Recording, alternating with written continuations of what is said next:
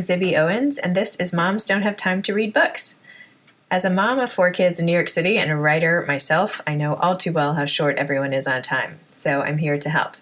I'm going to interview authors and writers of all types about their work, especially as it relates to parenting and family issues. Hopefully you can listen while doing 8 million other things and fall in love with these talented scribes and their fantastic books, essays, and songs like I have, plus get some tips on surviving parenthood. For more about me, you can check out my essays at zibbyowens.com. Also, this episode has been sponsored by Chloe's Fruit, the cool way to eat fruit. Just fruit, water, and a touch of organic cane sugar. I don't know about you, but my kids are obsessed with Chloe's Pops. I secretly sneak the dark chocolate Pops when they're not looking for a guilt-free delicious treat. Check them out on chloesfruit.com.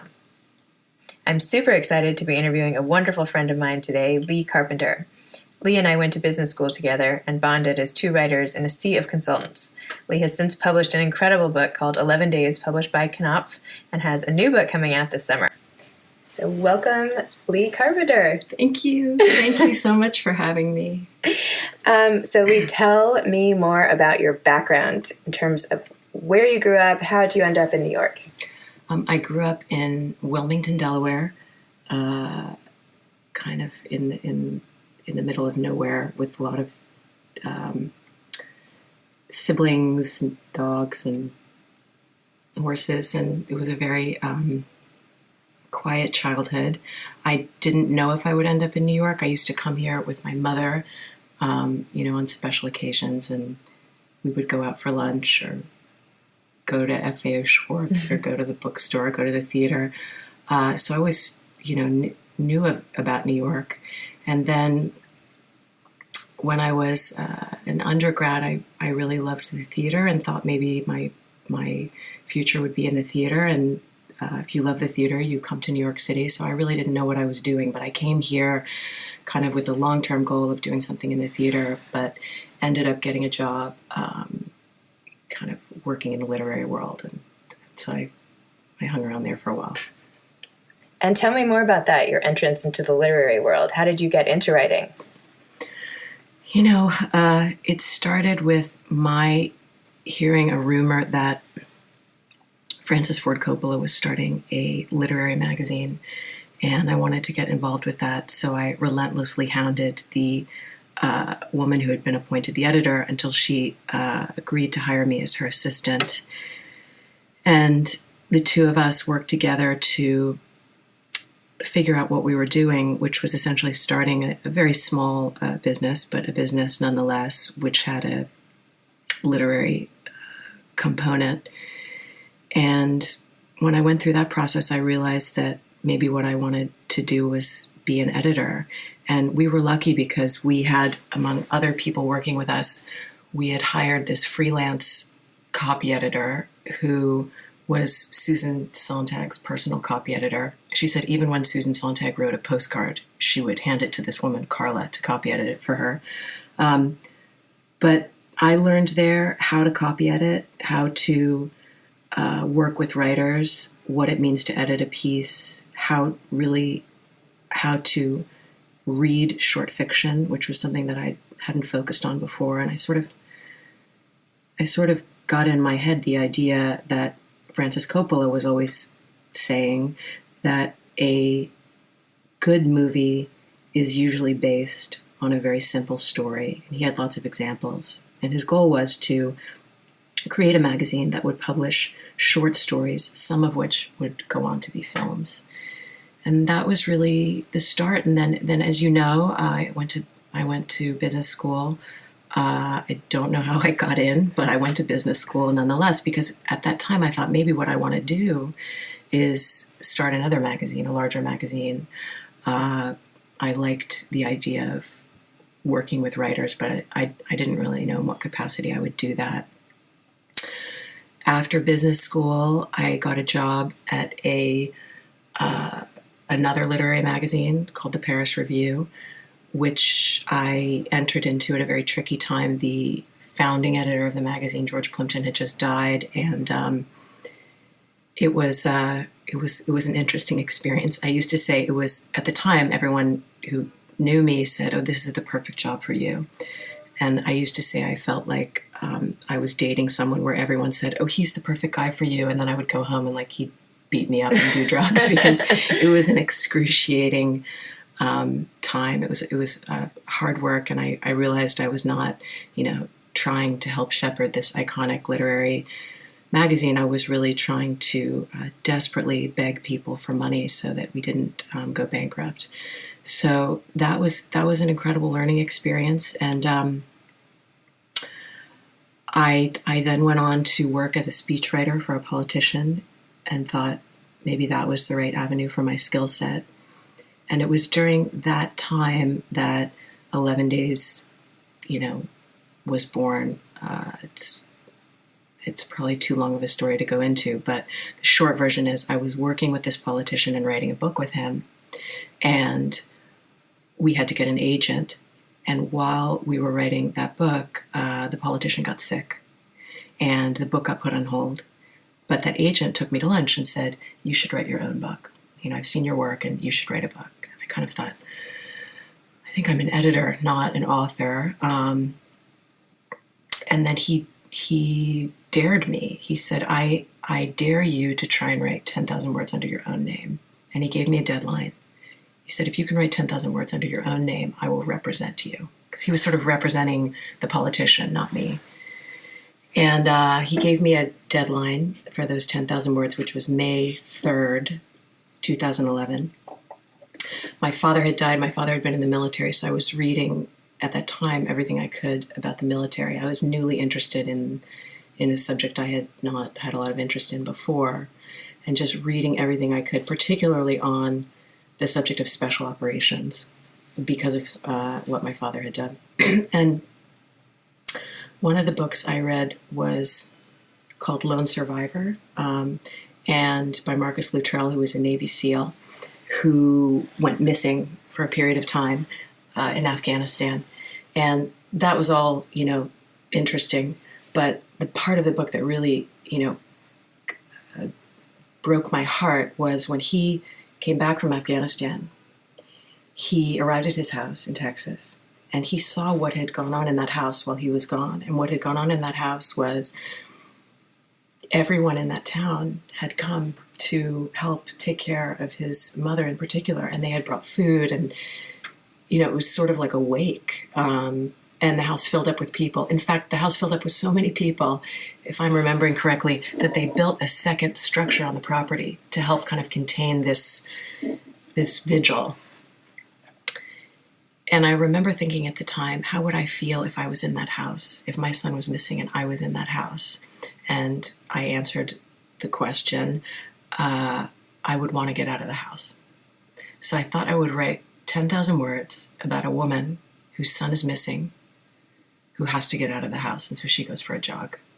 And I wrote that, and then because, whether or not it was because of Marcus Luttrell in particular, I decided to make her son a Navy SEAL because I knew some Navy SEALs. And I thought, well, at least I can call them and they can tell me if, I'm spelling something wrong. And then I went to meet that agent on May 3rd, and on May 2nd, we had killed Osama bin Laden. And it was SEAL Team 6 who killed Osama bin Laden.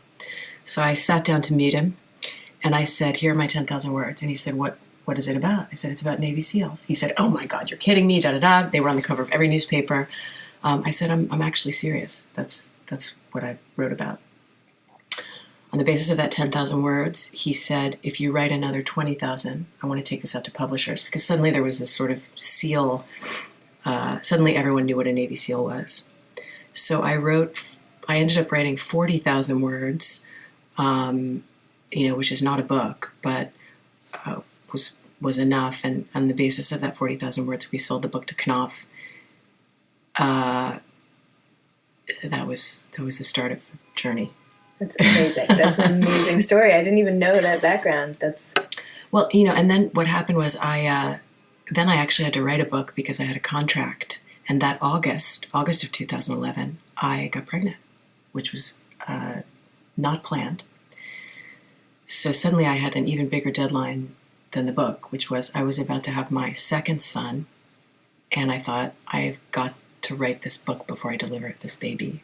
So I went to meet with my editor, Knopf, and I said, And she said, you know, to take your time with the book. And I said, well, I won't take my time. You'll have the book in April because the baby's coming in April. And then I was in this weird, not weird, I was in an unusual position being a pregnant woman writing about the SEAL team community. I think it helped in making me seem less threatening maybe than other journalists, because at that time so many people were trying to talk to Navy SEALs and ask them questions like, who killed Osama bin Laden? Who was in the room? Tell me about your gear, da, da, da, da, da. And I was going and talking to these people and saying, what's your relationship with your mother like? How many times a day do you Skype your girlfriend from from the base? Do you get depressed?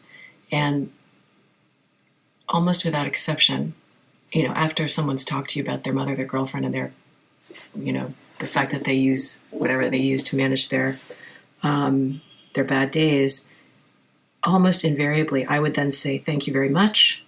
And they would then say, aren't you going to ask me about the Captain Phillips? Or don't you want to see my, you know, my weapons? Or there would always be at the end this moment where they would want to actually talk about nothing classified, but they would want to talk about what they do, of course. And so I sort of accidentally got a lot of interesting stories, many of which I tried to weave into the book. And I got to know, some pretty remarkable people.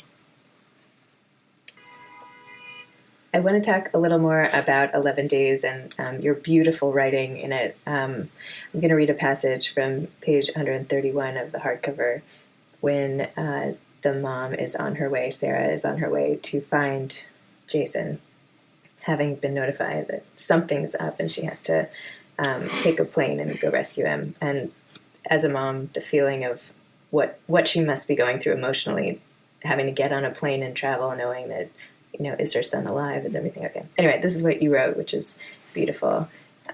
At the station in D.C., she thought she would stop and get something to eat. There was never anything edible on airplanes, and she knew they were in for a long flight, perhaps several flights. She would buy something to eat and something to read. She had the same feeling in her stomach she'd had each time she knew Jason was about to come home, the feeling of anticipation and relief that before long she would be laughing with him, as they had always done together, and hearing what was new in his life. It was the feeling that coupled the ease of being with family with the comfort of no longer being alone. So what I liked about this little passage was, as a mom, sometimes you're sitting there by yourself and then immediately you're in it again with your child, and the juxtaposition of not having a family and then having, you know, Jason return and what shape would he be in, and the dynamic of that interaction between the mom and the son. So I really liked that passage. Thank you. Maybe you could speak more to... Well, you know, mothers of people serving in the military don't generally fly on private planes to Afghanistan to meet with their children. But so that part of the book is actually is almost like a fantasy element.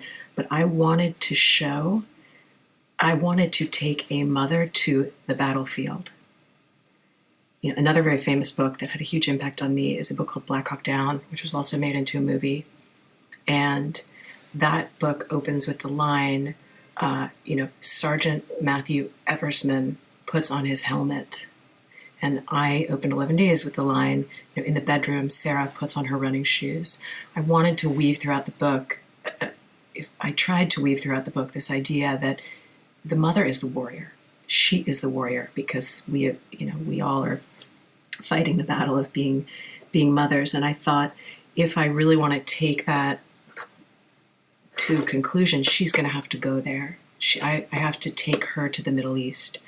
Normally, in these kinds of cases, the child comes home to the mother. And by the way, he's not a child. I mean, he's a grown man by this point. But of course, we will always think of our children as our children. And I wanted to contrast in the book the incredible complexity of the training that her son has undergone. And, for example, all of the things that he wears when he goes out to do what he does, and the relative simplicity of her life. She's a very complex woman, but, you know, that for her, she wants to wear something appropriate and eat something healthy. And she's trying to think about these simple things in a moment of incredible crisis. She's trying to stay calm. And I know as a mom, recently you've gone through a divorce, as have I. Do you use exercise in that way? Do you feel like you grab onto simple things in the face of chaos? I do. I'm not really a runner. And the idea of Sarah being a runner, I stole from back to Francis Ford Coppola. When I was working for him, one of the stories I read that I had never read before is an incredible short story by John Cheever called The Swimmer. And The Swimmer is the story, it's a perfect short story, and it's a story of a man who goes running through his neighborhood, swimming through his neighborhood swimming pools. And as he goes from backyard to backyard and swims each pool, he has this train of thought. And I sort of stole that structure for the opening of my book, where Sarah goes running, and while she's running around, near where she lives through her neighbor's property, she's thinking about her son. So I don't use running.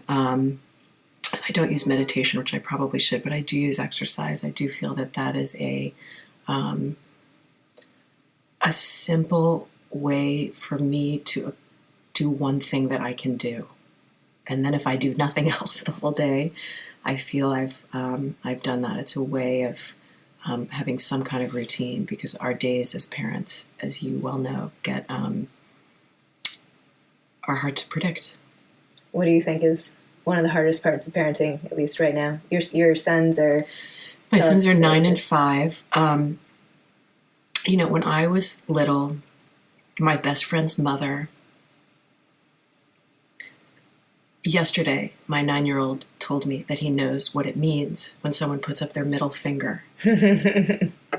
My response to that was to tell him, when I was little, my best friend's mother used to put up her pinky finger, and she would say, "For those who don't deserve the very best." And this woman was so cool. She was cool, beautiful, funny, bright mother who was also deeply religious, who would talk to us about Christ and gratitude and forgiveness and responsibility.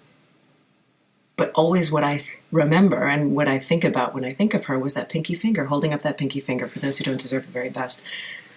Because I think the hardest thing about parenting is to really own the fact that no one else's judgment matters.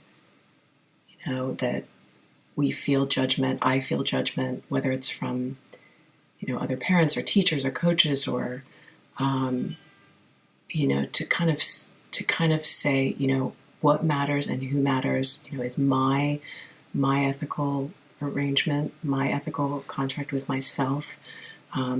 What matters is my children, and then pretty much everyone else can have the pinky, the pinky finger. You know what I mean? It's like, it's just remembering that everyone's just trying to get through the day, and to judge less, I think. I get it. I totally agree. 11 Days was absolutely amazing. I know I just mentioned to you, it's everybody. I know moms don't have a lot of time, but 11 Days is definitely... Thank you so should much. Be at the top of the list. And I know you have a new project coming out, so talk to me more about that. Yes, the new book is called Red, White, Blue. It's coming out from Knopf in August. It's about, I've been saying it's about the CIA and marriage. And I chose the title Red, White, Blue because the book is a lot about China. And there's an avalanche that's very central to the book. And there's a scene involving the ocean that's very important. So I was sort of had that as a placeholder title, but it stuck. And then a writer I admire pointed out to me the other day that Red, White, Blue is sort of a nice title for a book about marriage, because you have sort of the red heat of the love and the passion, and you have the white of what can often be very chilly, lonely moments, and you have the blue, which is water, which maybe are tears of joy or tears of sadness. But it is a story of a woman who is married to a very successful music producer and who sells his company and comes to her and says, you know what, I want to be a politician. And how she then goes down the rabbit hole of having to be a politician's wife and how that changes her. That story told in parallel with a kind of confession from a former China-based CIA case officer. So as you learn the history of this woman, I also tried to tell the history of the CIA, and I don't know. I hope it finds its audience. It sounds amazing. I can't wait to read it. Thank you. Thank you so much for coming in and talking to this podcast, Moms Don't Have Time to Read Books. And again, Lea Carpenter, 11 Days, and look for her new book this summer. Thank you. Thank you so much. Okay. Thanks so much for listening to Moms Don't Have Time to Read Books. Please check out my essays on zibbyowens.com. Again, this episode has been brought to you by Chloe's Fruit, the cool way to eat fruit.